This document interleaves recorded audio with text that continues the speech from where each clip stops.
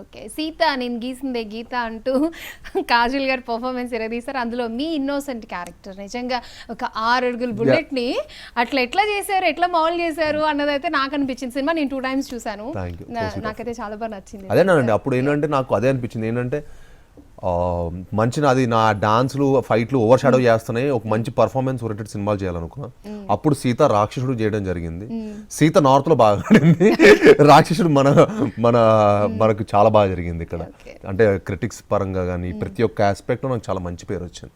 Okay. So ఇప్పుడు ఏ cinema అయినా reviews ని వేటిని పట్టించుకోవట్లేదు శ్రీనివాస్ గారు. ఇప్పుడు నేను మౌత్ టాక్, అరే సినిమా చూసాను చాలా బాగుంది చూడు అనే, అది ఎప్పుడు అండి, ఎప్పుడైనా సరే ఒక్కసారి ప్రేక్షకులకి నచ్చింది అనుకోండి, వాళ్ళే దాన్ని తీసుకెళ్ళి అక్కడ పెడతారు. మనం ఏం చేయాల్సిన అవసరం కూడా లేదు. ఆ తర్వాత మేము కూడా ప్రమోట్ చేయాల్సిన అవసరం కూడా లేదు. జస్ట్ జనాలకి మేము ప్రమోషన్ కూడా ఎందుకు చేస్తామంటే పలానా సినిమా వస్తుందని తెలియడానికి.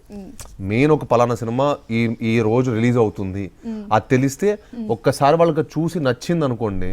మీరు రాక్షసుడు కూడా అంతే, నేను మార్నింగ్ షో తర్వాత నేను ఒక చిన్న ప్రెస్ మీట్ కూడా పట్ల, but audience only took there. That is the magic of cinema. Okay. అంటే ఇప్పుడు సినిమాకి మీరు చెప్పారు 200 days వరకు మేము కష్టపడతామన్న. అంటే ఒకప్పుడు ఎలా ఉండేదంటే సినిమా షూటింగ్ అయిపోయిందా, లైక్ రిలీజ్ డేట్ అయిపోయిందా అమ్మాయ్యా అని ఉండేది.